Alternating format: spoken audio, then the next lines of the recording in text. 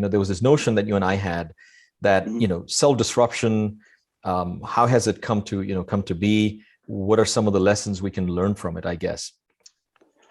Yeah. So this blog by Ross Lambert, it was actually very interesting to me because, as we started talking about this topic, Vid, as you kind of started with, we always, a lot of times we think of risk as, what are we protecting? Versus what are we potentially leaving on the table or potentially losing out on down the road? So this disruptive innovation concept that the blog talks about was really actually attributed to a Harvard business professor, Clayton Christensen.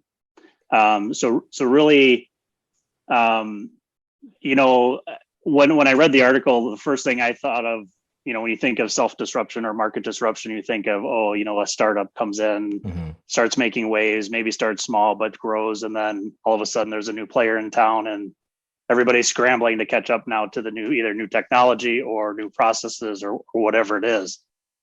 But there's also businesses that are long-standing, legacy businesses that do the same thing. And those are the businesses that seem to, maybe when times get tough, they seem to thrive coming out of those tough times, or they're able to avert tough times even more so by reimagining themselves or just looking inwardly to say, okay, this is how we are today. Let's not get stuck in the status quo. Let's not get complacent, but let's look at who could come and who could knock us off our pedestal. Yeah, totally. Yeah, no, absolutely. And thanks for leading in. The things that I took away from that article, building upon everything you've said, is this notion of disruptive innovation, right? The term, to your point, Clayton Christensen coined it. But it's based on this premise he discusses, and I think the notion's been well researched and well documented, is that it's based on the idea that established brands or established companies or the big players, right, tend to generally focus on the top end of kind of their opportunity pyramid, right? They're kind of focused on the very top because the top is the most profitable, it's the most operationally scalable, right? Kind of an approach. So they tend to be focused there, and life's good, right? Sun's shining, making the hay, why bother? And then that leaves an opportunity for kind of the more startups, or if you reverse it, the upstarts come in and say, hey, you know what, I'm gonna do something here and address kind of the other end of that pyramid, which I think is a pretty interesting idea when you think about it. It's so true.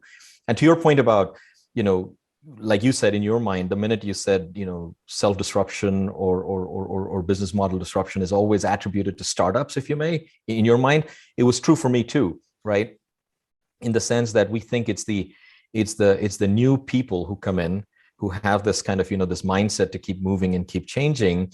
But the thing that was really interesting to me in the conversation piece was also that there's one attribute among your lesser known companies or startups that really drives that behavior, right? And it's this high appetite for risk.